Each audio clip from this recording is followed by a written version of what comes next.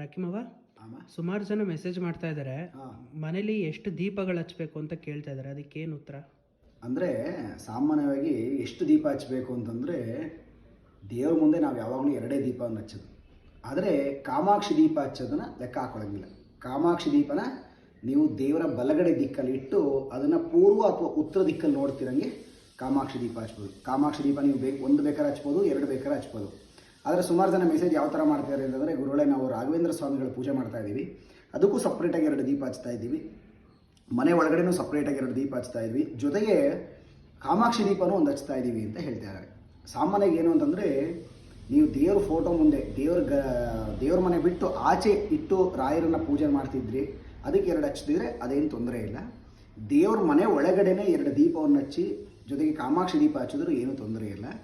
ಆದರೆ 6 ಇರಬಾರ್ದು, 5 ಹಚ್ಚಿದ್ರೆ ತುಂಬ ಒಳ್ಳೆಯದು. ಅಂದರೆ ಕಾಮಾಕ್ಷಿ 1 ಆಗುತ್ತೆ, ದೇವ್ರ ಮುಂದೆ 2 ಆಗುತ್ತೆ, ಜೊತೆಗೆ ರಾಯರ ಮುಂದೆ 2 ಆಗುತ್ತೆ. ಅದಷ್ಟು ಟೋಟಲ್ ಮಾಡಿದಾಗ 5 ಆಗುತ್ತೆ. 5 ಅಂದರೆ ಕಾರ್ಯಸಿದ್ಧಿ, ಏನೂ ತೊಂದರೆ ಇಲ್ಲ. ಮಿನಿಮಮ್ ನೀವು 5 ದೀಪ ಹಚ್ಬೋದು, ಏನೂ ತೊಂದರೆ ಆಗಲ್ಲ.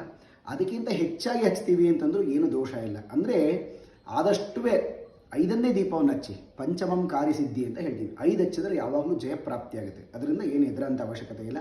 ರಾಯರ ಮುಂದೆ 2 ಹಚ್ಬೋದು, ದೇವ್ರ ಮನೆ ಒಳಗಡೆ ನಿಮ್ಮ ಮನೆ ದೇವರಿಗೆ 2 ಹಚ್ಬೋದು, ಜೊತೆಗೆ ಕಾಮಾಕ್ಷಿ ದೀಪನೂ 1 ಹಚ್ಬೋದು, ಏನೂ ತೊಂದರೆ ಆಗಲ್ಲ. ಹಚ್ಚಿ ಒಳ್ಳೆಯದಾಗಲಿ.